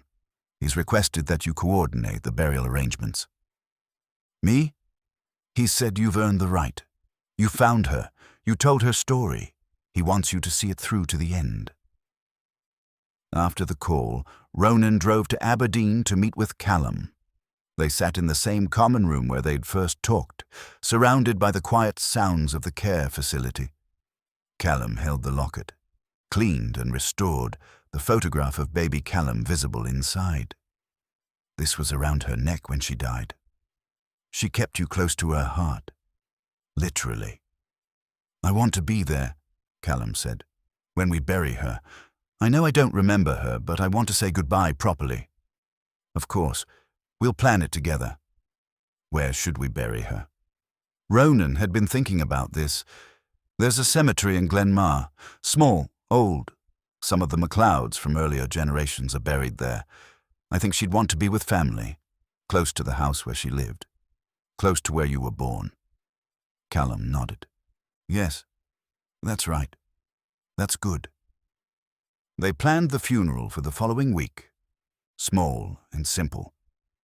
Just Callum, his family, some locals from Glenmar, and Ronan. Linda, Margaret's granddaughter, would come from Edinburgh. Duncan from the pub said he'd attend. His father had known Eilidh, and he felt it was important to pay respects. "What about a headstone?" Callum asked. "I was thinking we could use words from her journal, something that shows who she was." Callum opened the journal to a page he'd marked. An entry from March 1944. "I would rather die free than live in chains. My son will know love, not fear. This I promise." Ronan felt his throat tighten. Perfect. That's perfect. That night, Ronan walked through the house one last time before the funeral. He'd finished most of the major repairs now. The roof was solid, the windows sealed. The fireplace worked beautifully. He'd even started on some of the cosmetic work, patching plaster, painting walls. The house was becoming livable, becoming a home. He stood in the main room and looked at the carved names on the wall. Eilidh MacLeod, 1944. He'd leave that there. Let it stay. A reminder of who had lived here, who had loved here, who had died protecting what mattered most. Tomorrow they'd bury her. Tomorrow 70 years of waiting would end. Tomorrow Eilidh MacLeod would finally come home. The funeral was held on a grey November morning, exactly 1 year after Ronan had first arrived at Knockcarrig. The cemetery wasn't lost on him. The Glenmar Cemetery sat on a hillside overlooking the village, surrounded by old stone walls. The MacLeod family plot was in the far corner, marked by weathered headstones dating back to the 1800s. A new grave had been prepared beside them, and a simple coffin waited nearby. Ronan had arranged everything: the coffin, the flowers, the minister. He'd chosen white roses, because Eilidh had written in her journal about the wild roses that grew behind the house, how she'd picked them and put them in water to brighten the main room. Callum arrived with his daughter and 2 grandchildren. He moved slowly with a walker, but his eyes were bright and clear. He shook Ronan's hand firmly. "Thank you," he said, "for all of this. It's the least I could do." Linda came from Edinburgh, bringing photographs she'd found of Margaret, Eilidh's sister. There was a resemblance, Ronan noticed. The same dark hair, the same determined set to the jaw. Duncan was there, representing the village. A handful of other locals came too, people who remembered the old stories, who wanted to pay respects to a woman who'd suffered and been forgotten for too long. The minister was young, but he'd done his research. He spoke about Eilidh's courage, her love for her son, her determination to build a better life in impossible circumstances. He read from the journal passages that Ronan had selected. Moments of joy, of hope, of fierce maternal love. Then Callum spoke. He stood beside the coffin, one hand resting on the smooth wood, and his voice was steady despite the tears on his face. "I don't remember my mother. I wish I did. But because of Ronan, because of everyone here, I know her now. I know she was brave. I know she loved me more than her own life. I know she gave me everything she had, including her future, so that I could have mine." He paused, gathering himself. "Mama, I'm sorry it took so long to bring you home. I'm sorry you spent 70 years waiting. But I'm here now. I'm here, and I want you to know. I had a good life. I was loved. I was safe. Everything you fought for, everything you sacrificed for, it worked. Thank you. Thank you for my life." There wasn't a dry eye in the cemetery. They lowered the coffin gently. Callum placed the wooden horse, the toy Eilidh had carved for him, on top of the coffin before it was covered. A gift returned, a circle completed. Ronan threw the first handful of earth. Then Callum, then the others, one by one until the grave was filled. The headstone was already in place. Simple granite, beautifully engraved. Eilidh MacLeod, 1919-1946. "Beloved mother, I would rather die free than live in chains. My son will know love, not fear. This I promise." Below that, A final line Ronan had added. Promise kept. After the service, people gathered at the Shepherd's Rest. Duncan had prepared food, and the locals shared stories. Some remembered the war years, the hardship, the fear. Some had known Muriel Dawson, who'd quietly taken ownership of the property after Eilidh disappeared, who'd never spoken about what she might have known. Callum sat with Linda, looking at photographs of Margaret. I wish I could have known my aunt. She tried to save my mother. She never forgave herself for not doing more, Linda said, but she did what she could. In those days, in that situation, she did what she could. Ronan stepped outside for air. The afternoon was fading to evening, the sky streaked with gold and grey. He felt exhausted but peaceful. They'd done right by Eilidh. They'd told her story, they'd brought her home. His phone buzzed. A text from Emma. Dad, I saw the news story about the funeral. I'm proud of you. He smiled and called her. Hey, honey. Hi, Dad. How you feeling? Tired, but good. We gave her a beautiful service. Mom showed me the article. It said you solved a 70-year-old mystery. That's pretty cool. I just found some answers. Other people did the hard work. Dad, you drove to Scotland and lived in a ruin and didn't give up until you found the truth. That's not nothing. Ronan felt warmth spread through his chest. Thanks, Emma. So, Mom and I were talking. She says if you want, I can come visit for Christmas. Stay with you in Scotland for a week. Ronan's breath caught. Really? Yeah, I mean, if you want me to. If the house is ready. I want you to. More than anything. And the house will be ready, I promise. Okay, good. Because I want to see it. I want to see the place where all this happened. After they hung up, Ronan stood in the fading light and felt something shift inside him. For the first time in over a year, he had something to look forward to. Emma coming for Christmas. A real visit, a real connection. He'd come to Scotland with nothing, lost, broken, desperate. He'd won a house nobody wanted and found a story nobody remembered. And somehow, in the process of bringing Eilidh MacLeod home, he'd found his way home too. Inside the pub, Callum was laughing at something Linda had said. Duncan was pouring drinks. People were talking, sharing memories, building new connections.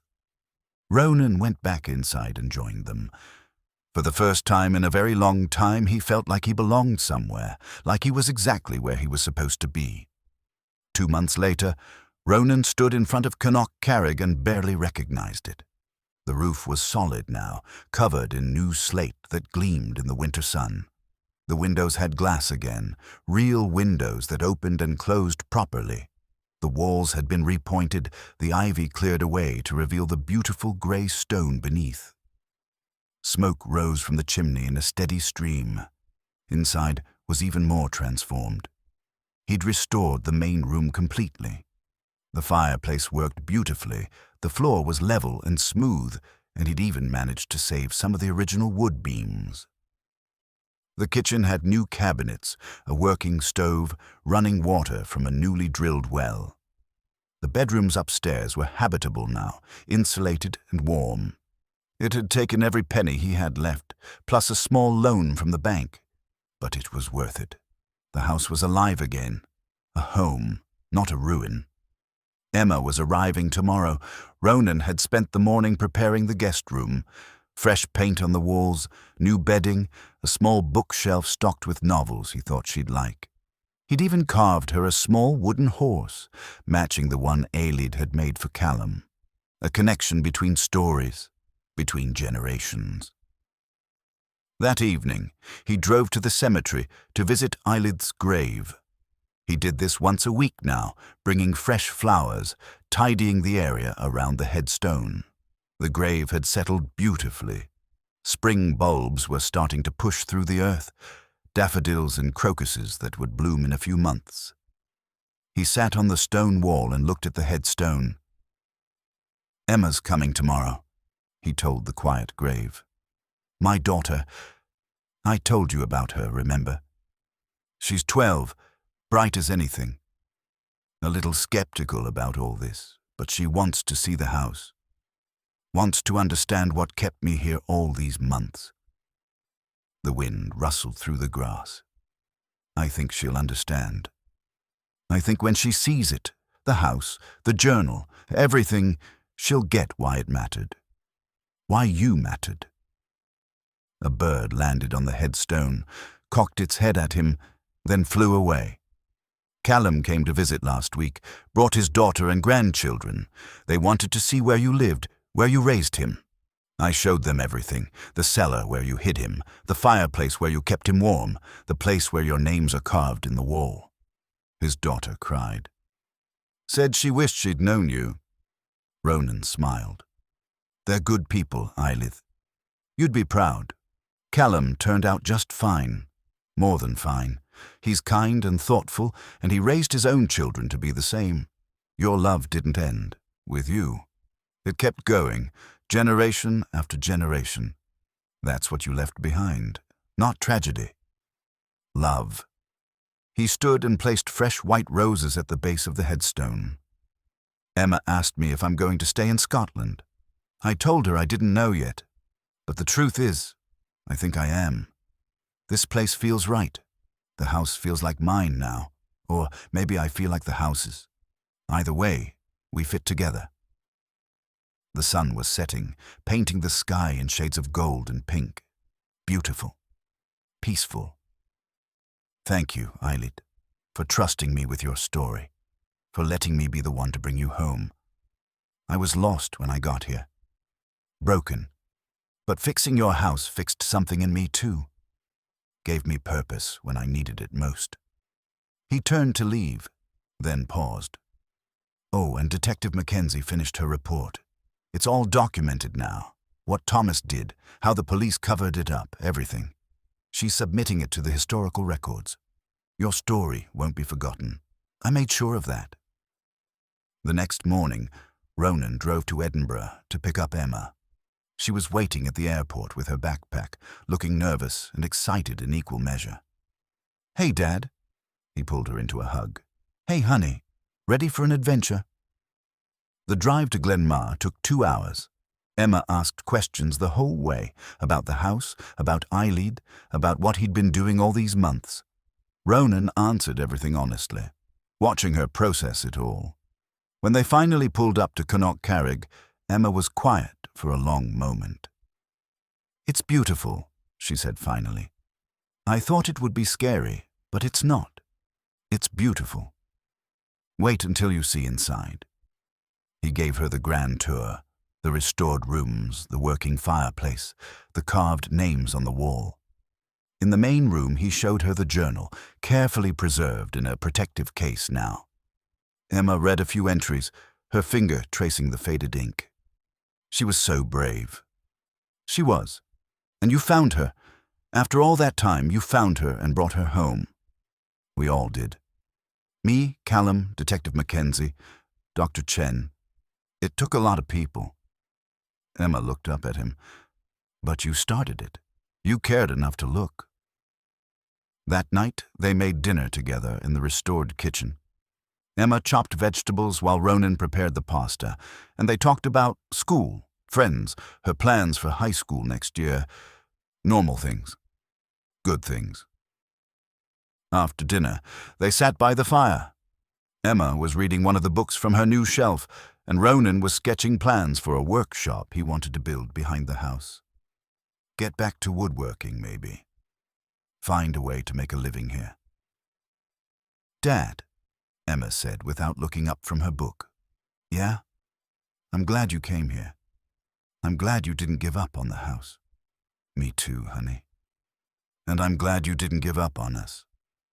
Ronan felt tears prick his eyes. Never. I could never give up on you. She smiled and went back to her book. Later, after Emma had gone to bed, Ronan stood at the window and looked out at the dark hills. The house was warm behind him, the fire crackling softly. Upstairs, His daughter was sleeping safely under his roof. A year ago, he'd had nothing. Now he had a home, a purpose, a relationship with Emma that was healing, slowly but surely. He had friends in the village, work to do on the house, a story to tell. He thought about that raffle ticket, $20 on a desperate whim.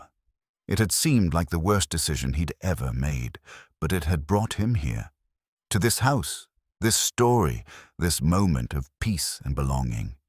Sometimes the worst decisions led to the best destinations. Sometimes you had to lose everything to find what really mattered. Ronan walked to the fireplace and looked at the carved names on the wall. Eilead MacLeod, 1944. "Thank you," he whispered, "for everything, for the house, for the story, for giving me a reason to keep going when I had nothing left." The house settled around him with a familiar creak. The fire popped and sparked, and in the silence, Ronan could have sworn he heard a whisper, just 2 words, soft as breath. "You're welcome." He smiled, added another log to the fire, and sat down to finish his sketches. Tomorrow he'd show Emma the cemetery, introduce her to Callum, take her to meet Duncan at the pub. Tomorrow they'd start building new memories in this old house. But tonight, he just sat in the warm glow of the fire, in the house that had saved him, and felt grateful for second chances, for unexpected gifts, for the mysterious ways that broken things sometimes find their way to wholeness. Outside, snow began to fall, soft and silent, covering the hills in white. And inside, Connacht Carrig, Stone Hill, a light burned bright in the window. A home once more, a place of love and warmth and hope, exactly as Eilead MacLeod would have wanted.